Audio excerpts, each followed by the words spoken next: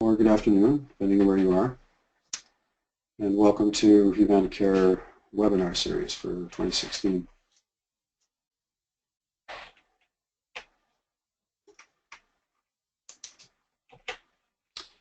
My name is Brian Haley, and I'll be your presenter today. And our topic for today is emotional intelligence, and is emotional intelligence more important than IQ?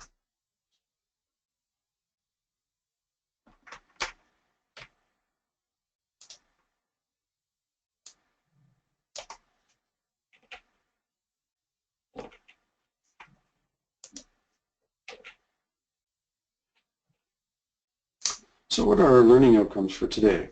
Well, first of all, we'll be doing a bit of an introduction to emotional intelligence, or EIQ as I call it, sometimes just EQ, what it's all about, what it means, and hopefully we'll get into why it's important as we go along. First, we're going to look at 9 signs of low emotional intelligence, what that looks like, so we see if we can spot that in ourselves and spot it in others as well. Then we'll look at 4 key components of emotional intelligence that was developed by a psychologist by the name of Daniel Goleman. We'll see some quotes from him as well as we go along. And then, of course, we'll look at how we can increase our own emotional intelligence. So, to get started here, emotional intelligence can be summarized as the ability to perceive, understand, and self-regulate our own emotional world. But also, emotional intelligence allows us to perceive, understand, empathize, and respond appropriately to the emotional world of others. Now, the concept of emotional intelligence has been bandied about in various forms since, I think it was the 1930s. There was a psychologist back then by the name of Edward Thorndike who first described the concept of social intelligence, is what he called it at the time, as an ability to get along with other people. The first serious kind of academic research that took place in terms of emotional intelligence came in the late 1980s with 2 psychologists by the name of Peter Salovey and John Mayer. And we'll look at a couple quotes by them as we go along too. But however, emotional intelligence as a kind of a concept and topic didn't really take hold in the public mind until about the mid-1990s. When psychologist Daniel Goleman published his now famous book on emotional intelligence. An excellent book, by the way. He was the first one that really kind of popularized it. I think he was also a writer for the New York Times or something like that, so he's an excellent writer, very good at getting his ideas across. So here's a quote from Salovey and Mayer. Emotional intelligence is the subset of social intelligence that involves the ability to monitor one's own and others' feelings and emotions, to discriminate among them, and to use this information to guide one's thinking and actions. And that's really the important part there. Well, it's all important, but how we put that into action and into practice in our daily lives is is where really the rubber meets the road, so to speak. Another quote here from David Caruso. It is very important to understand that emotional intelligence is not the opposite of intelligence. It is not the triumph of heart over head. It is the unique intersection of both. Research consistently shows that IQ scores and academic intelligence do not predict important life outcomes very well. Well, if that's the case, if it's not IQ or academic capabilities and so on, then what does predict successful life outcomes? Well, as you might have guessed, emotional intelligence is a way of recognizing, understanding, and choosing how we think, feel, and act. It shapes our interactions with others and our understanding of ourselves. Furthermore, it defines how and what we learn. It allows us to set priorities. It determines the majority of our daily actions. Research suggests it is responsible for as much as 80% of the success in our lives. 80%, that's a fairly significant number, I would say. So we're starting to get a sense here as to why EQ is so important. But then we might want to ask ourselves, should we be concerned about how we stack up, and if so, why? Ultimately, the level of our emotional intelligence determines our own happiness and our sense of well-being in all aspects of our life, really, right? Like our personal life, social life, our work life, of course. And our emotional intelligence will also determine how effective we are in relating to others in any, especially in emotionally challenging situations. That's where it's really proves its worth, so to speak. So I'd like to take a moment to look at some amazing results of a major study into how focusing on EIQ in school curriculums has shown quite dramatic results. But before we get to that quote, I'd like to just read you a short story here from, this is about Carl Sagan, and he was giving a graduation speech at a university in the U.S. And at this graduation speech, Carl Sagan remarked how humans and chimpanzees differ by only 4% of their genes. He further expounded on how observations of a chimpanzee tribe in a European zoo habitat found testosterone-laden male chimps picking up and using stones as weapons to vent their anger. The curious part Sagan relayed was that the female chimps would calmly go over to the males, softly pry the male's firm grip on the stones, place the stones gently on the ground. The females would continue to do this twice, 3, 4, even 5 times until the males finally understood the message. Sagan concluded that his sincere hope was that this emotional intelligence of the females was in the 96% of the genes in which humans and chimpanzees all share.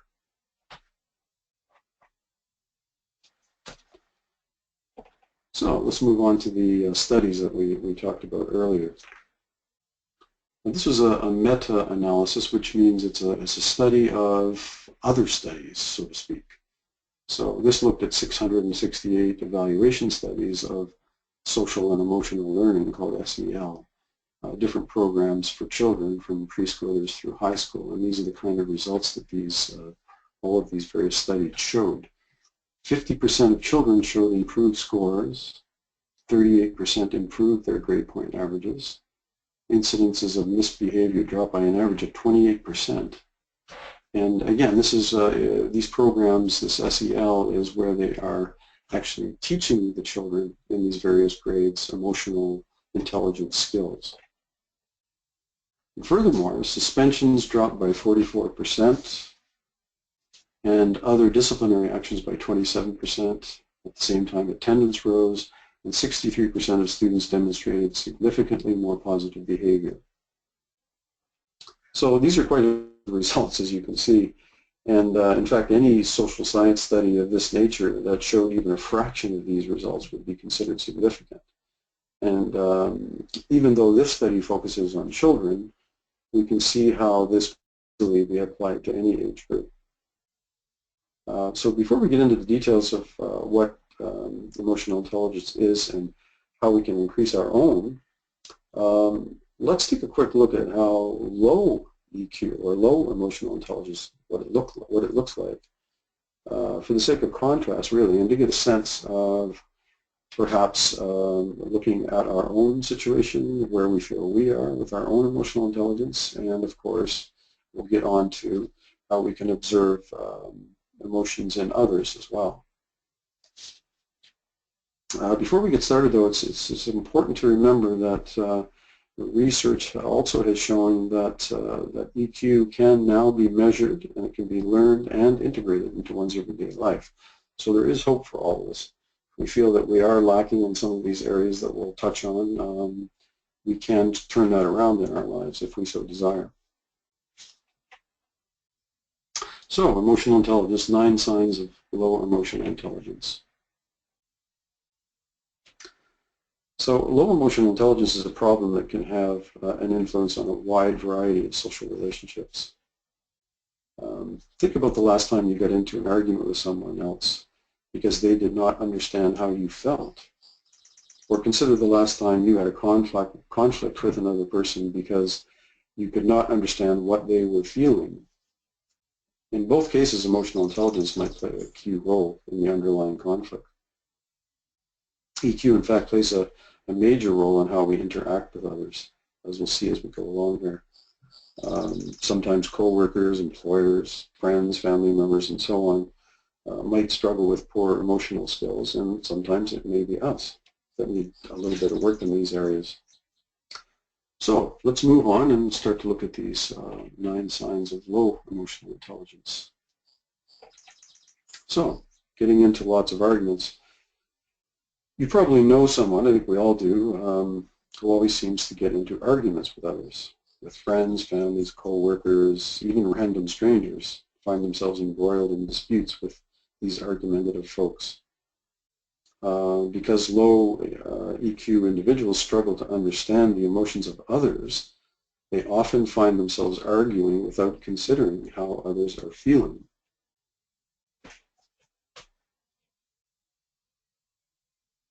Oops, sorry about that. Number 2, not understanding how others feel.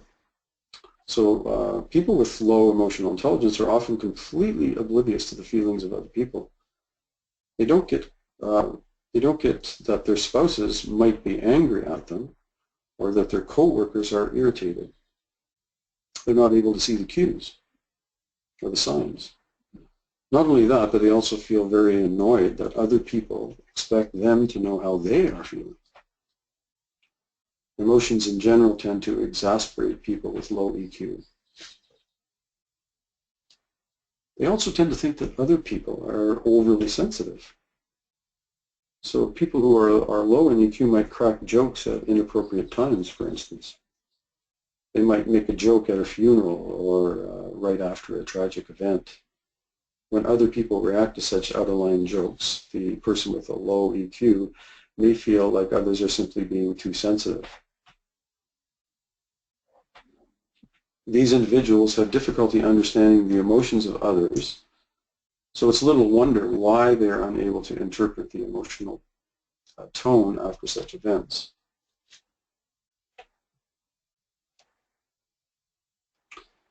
And this is about refusing to listen to other points of view.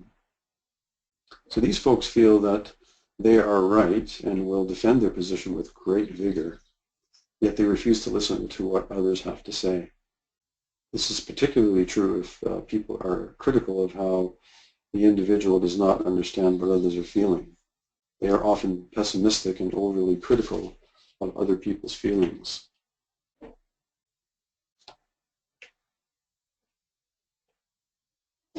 So number 5 is blaming others for mistakes.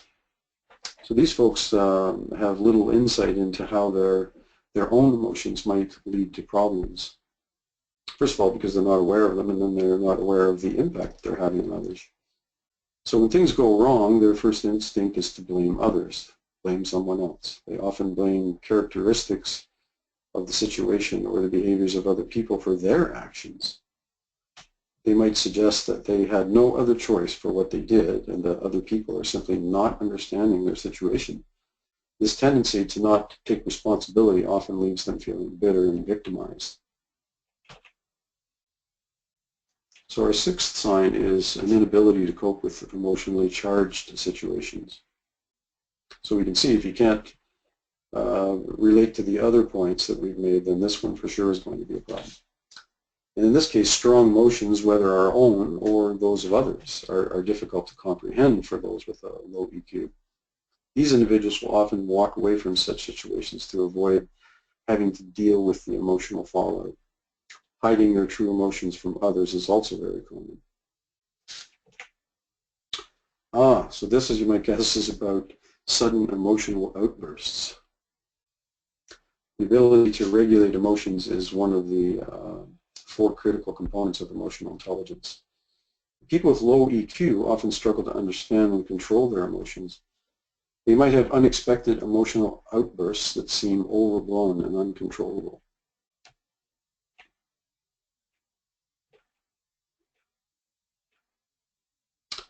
Our 7th sign, emotional outbursts. Now number 8, difficulty in maintaining friendships.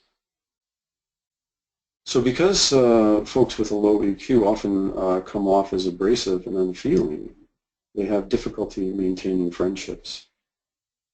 Close friendships require a mutual give and take, as we all know. Sharing of our emotions and being compassionate, giving and taking of emotional support and so on, all of which folks with low IQ struggle with. And the last but of course not least is a lack of empathy. Because people with a low EQ do not understand the emotions of others, they experience little empathy for other people.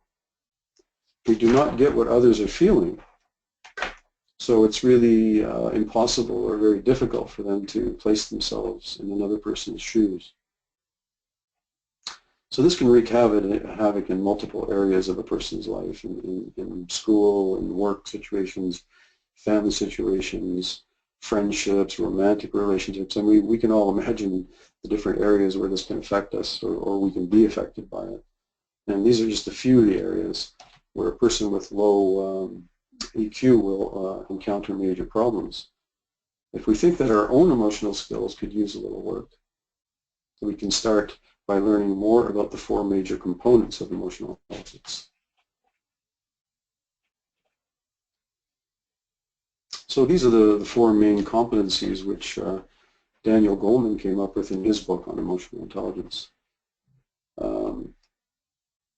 So the competencies are basically self-awareness, self-regulation, social awareness, and social skills. And we'll get into more detail on each of these as we go along here. In the last decade or so, science has discovered a tremendous amount about the role emotions play in our lives. Researchers have found that even more than IQ, your emotional awareness and abilities to handle feelings will determine your success and happiness in all walks of life, including family relationships. This is from John Gottman, who's a relationship expert and a researcher, a very serious researcher in these areas. So please keep in mind that as we go through these competencies that this is an ideal list. It would be very rare indeed to find someone who displays all of these attributes all of the time. This is meant more as a guide to familiarize us with emotional intelligence, what it's all about, and to see if there's areas in our own lives where we feel like we could use some work. And I think most of us will relate to that. So please keep in mind also that although these competencies are presented with the workplace in mind, all of the attributes we will look at here they're applicable to all areas of our life. And here's a fellow working on his emotional intelligence. An ability to smell fear is a quality I've never seen listed on a resume before.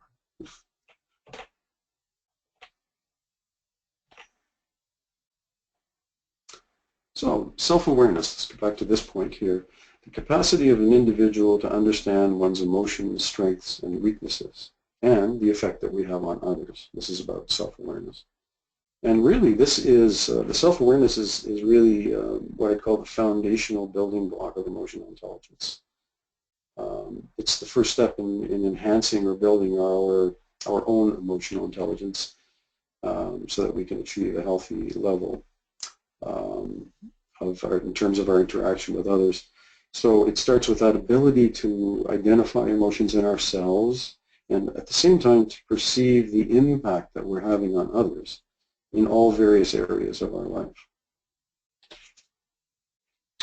And each of these competencies has several subtopics which we'll touch on. So the first in self-awareness is emotional awareness, as we might guess. So this is about knowing which emotions we are feeling and why. And we also, in this area, we realize that the links between our feelings and what we think, do, and say, and how those are all related. And we also recognize how our feelings might affect our performance. What goes along with this is an accurate self-assessment in terms of giving ourselves that foundation, that ground. And this is all about knowing our own strengths and our limits, our strengths and our weaknesses, so to speak, It involves taking time to be reflective, to think about these things, and to learn from our own experience as we do grow in this area. To do things like being open to candid and constructive feedback, being open to new perspectives, and a desire to sort of continuously learn and work on our own self-development. The next subtopic here, as you might guess, is about self-confidence. What matters most is how you see yourself. So self-confidence, as most of us are probably aware, it's about one's self-worth and our capabilities. People with a good, healthy self-confidence, we all know people like this, and they have a tendency to present themselves with kind of self-assurance. They have a kind of a presence, and they're willing to voice views that might even be unpopular, to in a sense go out on a limb for what they feel is right. They tend to be decisive and able to make sound decisions despite uncertainties and pressures. So self-awareness also means that we can identify the underlying causes of our emotional state and act accordingly. That's what these subtopics are pointing to here. So if I could, let me give you an example here, a short example. So imagine that you find yourself getting frustrated and angry with a coworker. As you assess your feelings, analyze what you're really upset about, and analyze really what you're upset about. So looking at that, you could ask yourself, are you mad about your coworker's actions? Or does your anger stem from something else, perhaps underlying frustrations and pressure from a boss who has put too much work and responsibility on your shoulders, for example. Emotionally intelligent people are able to look at the situation and correctly identify the true source of their feelings. Where is this anger really coming from? That's the first step. At first, this might seem like an easy task to some of us, but the reality is that our emotional lives can be both complicated and messy, as probably most of us are aware. Locating the exact source of our feelings can be particularly tricky, especially when we're dealing with powerful emotions like love and anger. Yeah, so as you can see, this is an axe. You're probably wondering, what's that about? What's that got to do with emotional intelligence? Give me a moment, please. I'll just want to turn to another story here that I'd like to read for you. This is about the importance of self-development, which we just touched on. Simon was a diligent son, but not that bright. Eventually, his mother became exasperated with him lying around the house and urged him to get a job. Now, Simon was good at one thing, chopping down trees. So off he went, his axe over his shoulder in search of work. Soon he came upon a clearing in which logging was being carried out. He marched up to the supervisor, asked if there was any work available. Well, it depends. How good are you? Chop down that tree and I'll see. Simon enthusiastically set about the task and completed it to the supervisor's satisfaction. You're hired. You start right away, he said.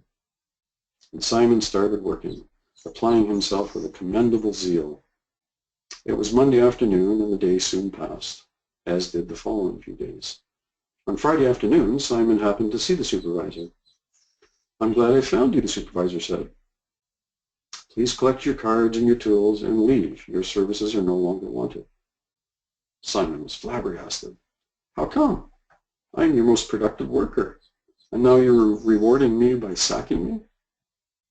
Well, it's true you were the most productive worker on Tuesday, but by Thursday you had sunk to the least productive, and you're doing even less well today.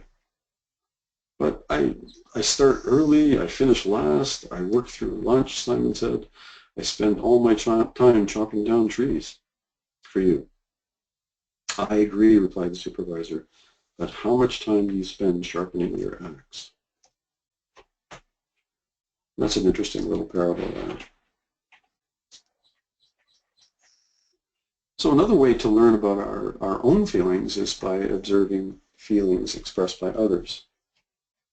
For instance, do you ever wonder why journalists are always asking people how they feel? You know, if you're watching the news on CBC or whatever channel you prefer at night, you know, whether the person has won the lottery or the Super Bowl or an Olympic medal or whatever. Or on the other hand, if they were survivors of some catastrophe like a hurricane or a plane crash or a flood or something, journalists know that we're all curious. We're curious beings, intrigued even by how people feel in extreme situations, whether joyous or tragic.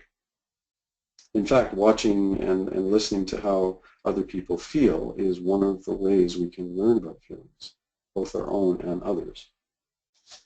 And we'll touch on this again a little bit later. So for our second component, we're looking at self-regulation. And this is really the ability to effectively and efficiently regulate one's own emotions, our motives, and our behaviors, and how those are all tied together.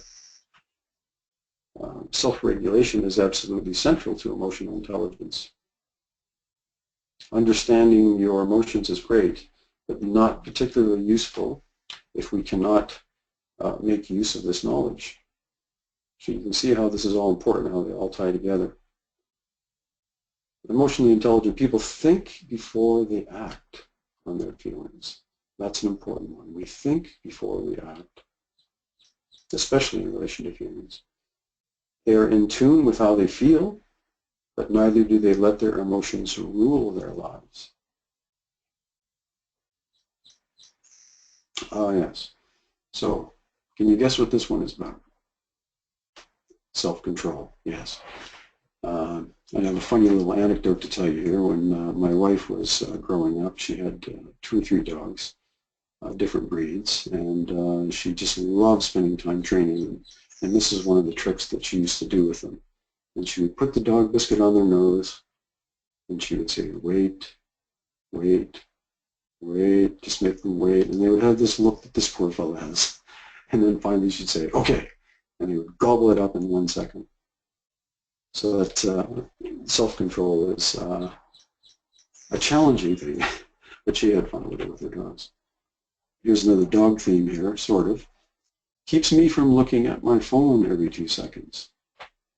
Maybe a few of us can use that one, eh?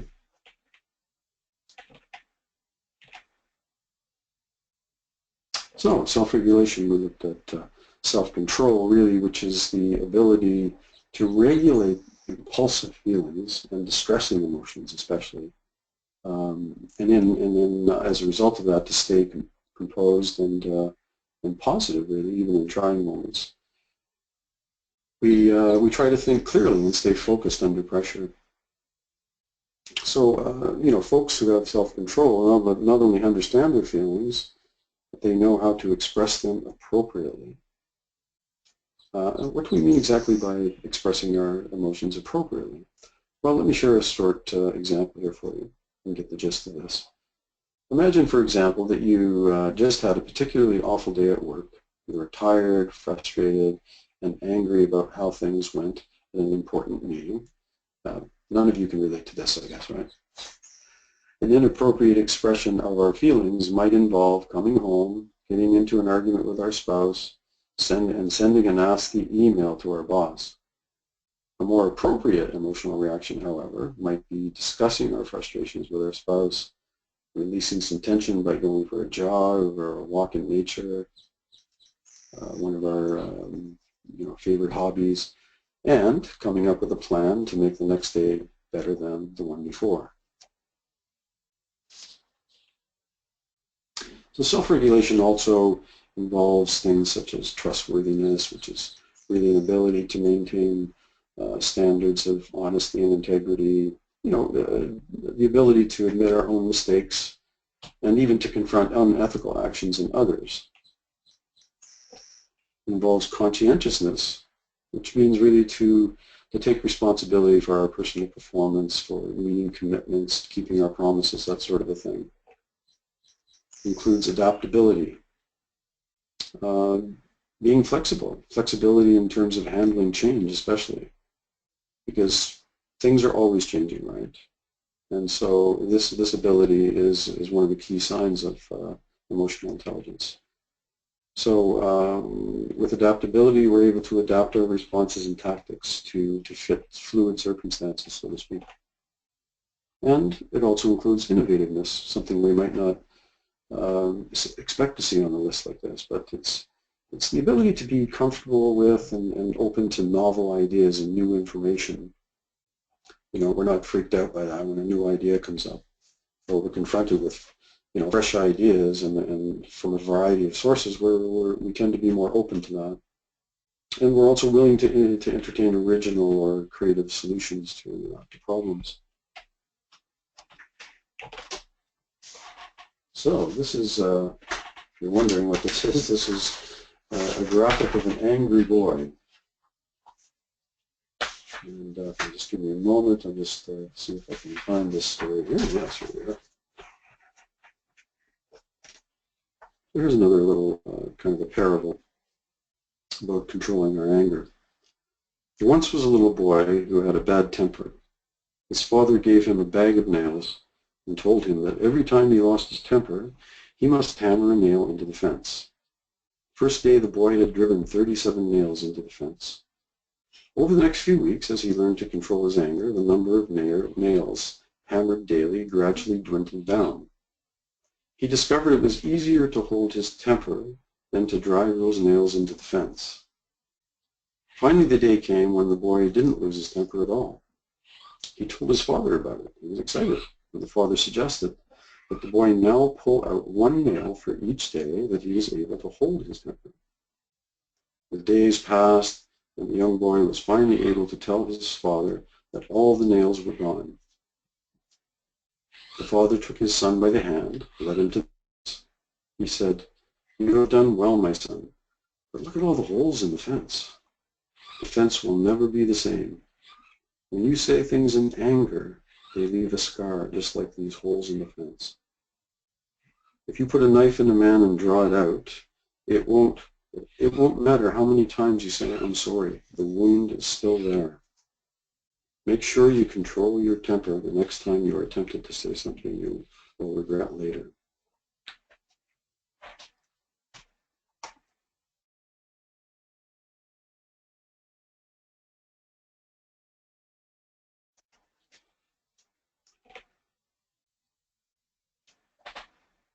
My apologies here. There we go.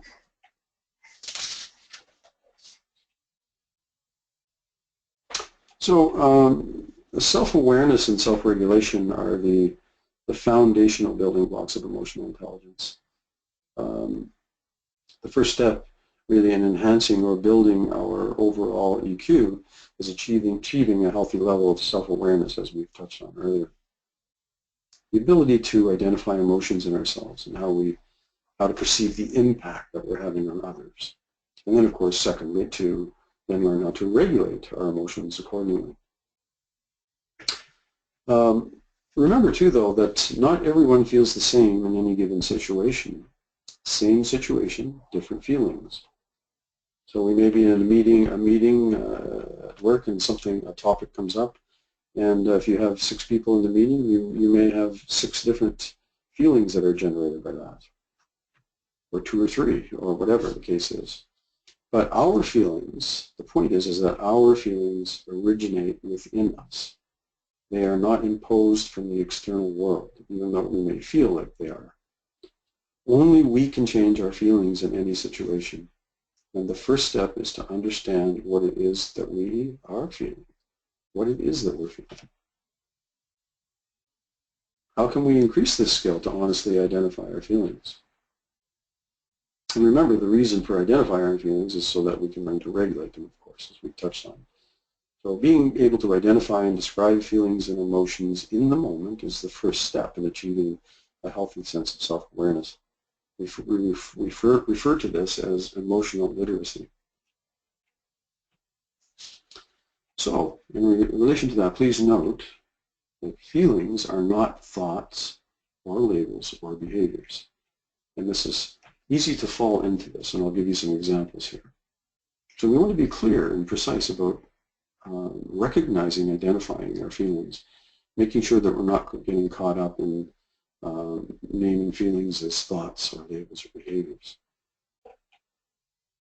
So some examples here. I feel like choking him. I feel like hugging her. I feel like quitting. I feel like screaming. This is a behavior, or these are behaviors. They're not feelings. Some more examples. I feel like an idiot. I feel like a child, or a fifth wheel. These are labels, not feelings. And the key here is the word like. I feel like. If we find ourselves saying, I feel like, we're probably not talking about a feeling. Or the word that. I feel that. You are unreasonable. I feel that this is a waste of time. Or that we've done all of this before. These, as you can see, are thoughts. They're not feelings. So it's important for us to look for those keywords, like or that.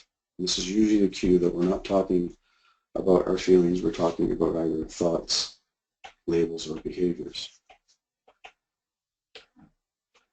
So now we'll move on to the third of the four components of emotional intelligence, which is social awareness. And what we're talking about here really is the ability to understand the feelings, views, and motives behind the actions of others.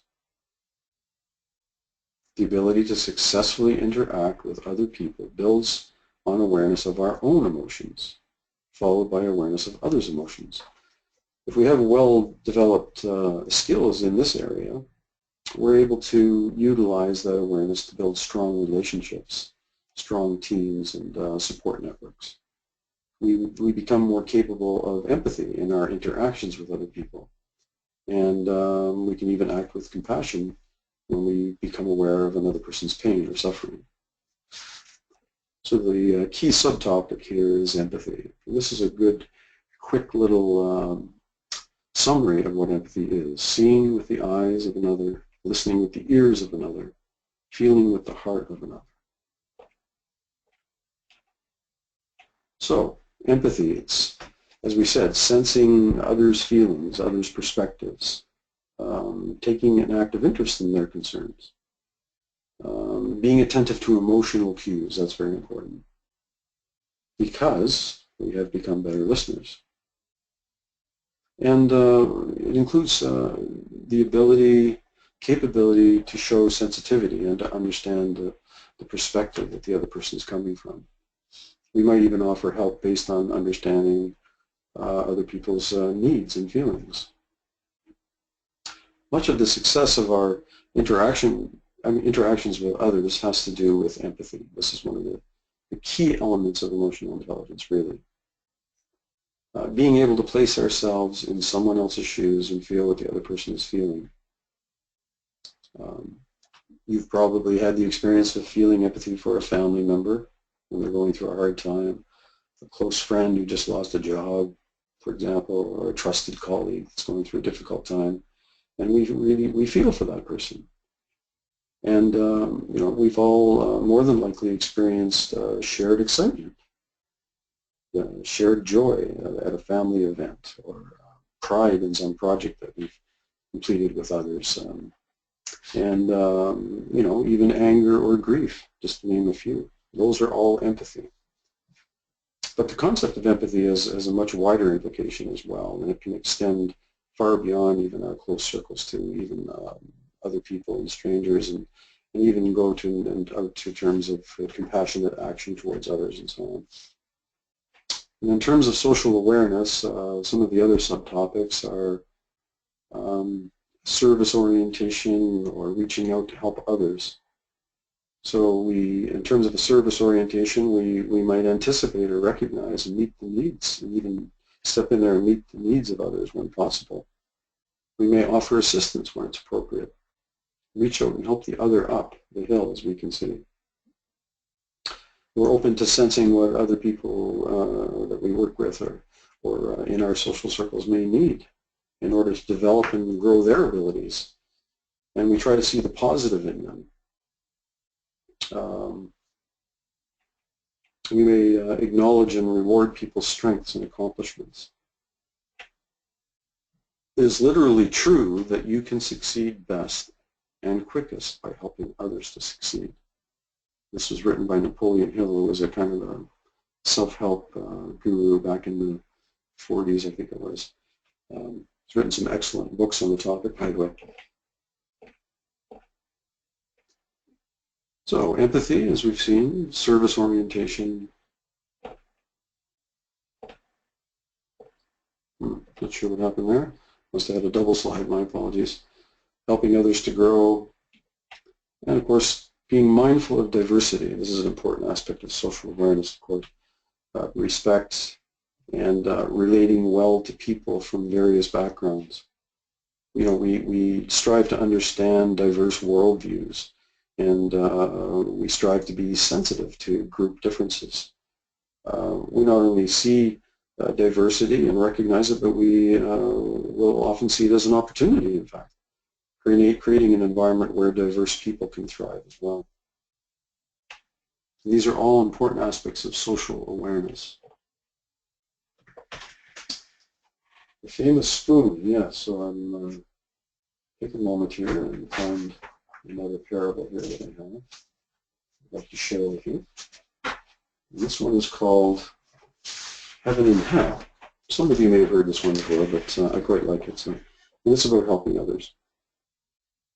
A woman who had worked all her life for good causes was granted a strange wish. Before I die, please let me visit both heaven and hell. God granted her wish, and she was whisked off to hell by an angel. To her surprise, she found it was a vast, sumptuous, easy for me to say, a vast, sumptuous banquet hall.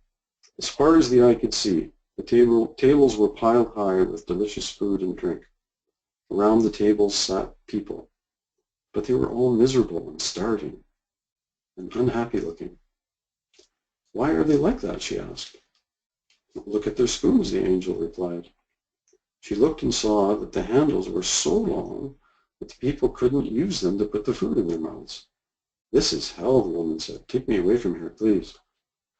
So she was taken away and brought to heaven.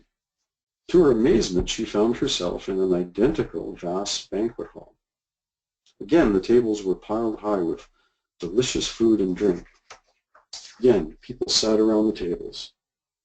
But this time they were happy, joyful, and well-nourished. She looked at the spoons and was surprised to see that they were just the same as the ones in hell. But how can they eat, she asked. In heaven, the angel replied, we feed each other.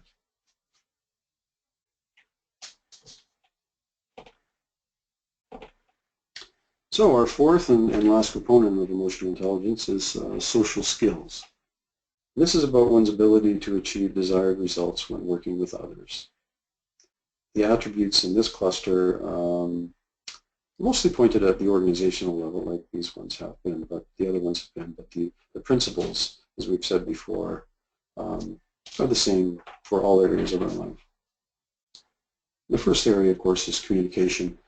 And really what this means is the ability to send clear and constructive messages, whether to a coworker, an employee, a family member, and so on. We become effective in the give and take of communicating. The ability to register emotional cues and adapt our message accordingly. Communication scores. Oh dear, I forgot to tell the staff I was giving a talk on effective communication. Well, I forgot the first and foremost point of that, didn't he? This includes my lecture on nonverbal communication. Any comments or questions? Again, he's got some things to learn about his topic, I guess. So in social skills, we touched on communication. The next one is leadership. Now, not all of us are leaders or managers, or we may not feel like that. However, leadership, in the sense I mean it here, can simply be the ability to inspire and guide people, or groups of people in different settings. Perhaps a social group, or organizing kids' soccer, or a community project, that sort of a thing. So we have that ability to step forward to lead as needed, regardless of our position, and most importantly, lead by example. Conflict management is also important in this area. The ability to negotiate and help resolve disagreements. The attempt to move forward with kind of win-win solutions. Building bonds, also very important. Seek out relationships that are mutually beneficial, building rapport with others, and keeping them in the loop, that sort of a thing. Could you hire some other employees? The ones you have just can't get along with me. I think that fellow needs a little bit of work. So the last point here, a subtopic in social skills, is collaboration and cooperation. So as we might guess, this means working with other people towards shared goals, collaborating, sharing plans, information and resources, not holding back, right? Promoting a friendly, cooperative climate whenever we can. So it's important to remember that the competencies mentioned here in the first three categories, self-awareness, self-regulation, and social awareness, are, I would call, the necessary requirements for an individual to be successful in this fourth category of social skills. If you don't have the other three, you won't be successful in this area. So, the glass of water. One more short story that I would like to tell you now, and this is about letting go or putting our burdens down. So, a trainer walked around the room while teaching stress management to an audience. As she did so, she raised a glass of water.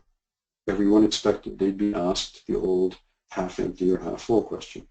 Instead, she asked, "How heavy is this glass of water?" The answers ranged from 8 to 16 ounces. She replied, "The absolute weight doesn't matter. What's important is how long I hold it. If I hold it for a minute, it's not heavy. If I hold it for an hour, I'll have an ache in my arm. If I hold it for a day, my arm will be numb and feel paralyzed. In each case, the weight of the glass doesn't change, but the longer I hold it, the heavier it becomes." She continued, "The stresses and worries in life are like that glass of water. Think about them for a while and nothing happens. Think about them a bit longer and they begin to hurt. And if you think about them all day long or several days, you will feel paralyzed, incapable of doing anything." So it's important to remember to let go of our stresses, to put our burdens down when we can, and to not carry them for hours and days and months. Remember to put down the glass.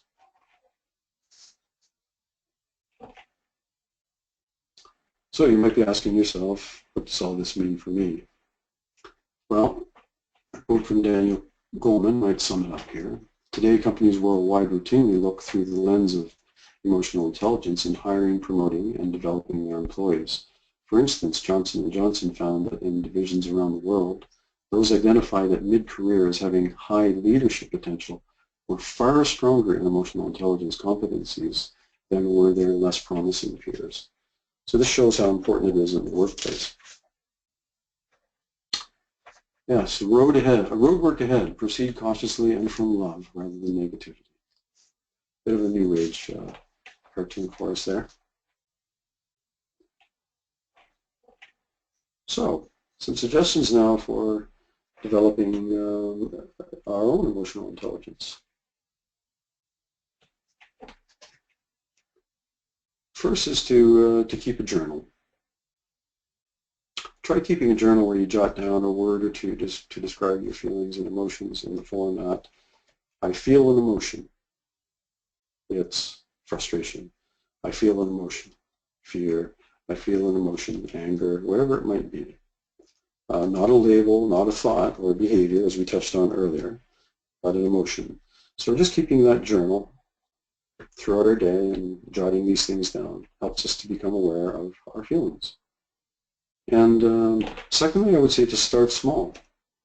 It might be easiest to begin with ourselves, like we just said, but then also our observation can expand to perhaps just one other person that we know, that we work with, or a small team, maybe a small project team at work, 3 or 4 people, and you can watch them and see if you can identify emotions that are coming up there in the different people that you're working with or involved with. And you could also keep a journal on that. Self-observation. So what do you do when someone in your environment is angry? Or when someone tells you some good news of theirs? Or when someone expresses sadness? Or when someone says something sarcastic to you? What about when someone tells you a racist or ethnic joke? How do you react to that? Practice observing what comes up for you in these and other situations, and this will help you to develop your emotional intelligence. And of course, we can identify resources. Of course, we could start by reading books on the topic, searching online articles, websites, and so on. And I'll touch when we get to the resources page. You'll see some suggestions there for you to pursue if you're interested. But there are free online EIQ tests, emotional intelligence tests, to discover where you are in terms of your own emotional intelligence. There are online courses that you can take. And lastly, you can even do something like bring in a workplace coach or a consultant to teach your team or your organization about emotional intelligence, how to develop these skills in yourself and in the workplace. Enhancing our emotional intelligence, it does take practice, it does take time, but with some real focused effort and self-observation, we can definitely improve in these areas. So, a last quote here. We live most of our lives by habit. These habits keep us stuck in patterns that limit our experience of life. Once we detect a pattern we were previously unconscious of, we can choose differently if we want. With awareness comes choice. With choice, we gain freedom. Freedom to act, freedom to be the way we wish to be in given circumstances. So lastly, here are some sources and references for anybody who is interested to pursue this further. The first website is called Authentic Happiness. It's an excellent website. I highly recommend it. It's good for many, many reasons, but they have some questionnaires on there, some tests, some exercises that help you to increase your own emotional intelligence. Good starting point. The second one, The Greater Good. Also highly recommend this site. It's just a wealth of information on all kinds of emotional intelligence areas, happiness and joy. And there is an emotional intelligence quiz on there as well, and many other resources that can help in this area and other areas. And the last one is called Emotional Intelligence Insights. And this website offers an online course for developing your own EIQ. And it's a self-paced course. You can do it individually, or the teams or so on from organizations can sign up for this course. And you do it in your own pace, but it's a very affordable course. Something that for those that are serious about pursuing this or following up on this can check that out as a good starting point. Certainly more cost effective than bringing somebody in, or at least initially, to get the ball rolling, so to speak. And of course, a book on the topic by Daniel Goleman on emotional intelligence. Excellent book. I highly recommend that one as well. He's a very good writer and makes it very readable and understandable, and he goes into some of the science behind it as well, too, for those that are interested in that. So anyway, thank you for your time and attention today. Thank you for joining us. Again, my name is Brian Haley, and it's my pleasure to present on this topic to you today on emotional intelligence. And here are the contact information points for Humanicare Resources if you wish to follow up and contact them. So again, thank you for joining me today, and I hope you have a pleasant day for the rest of the day. Thank you.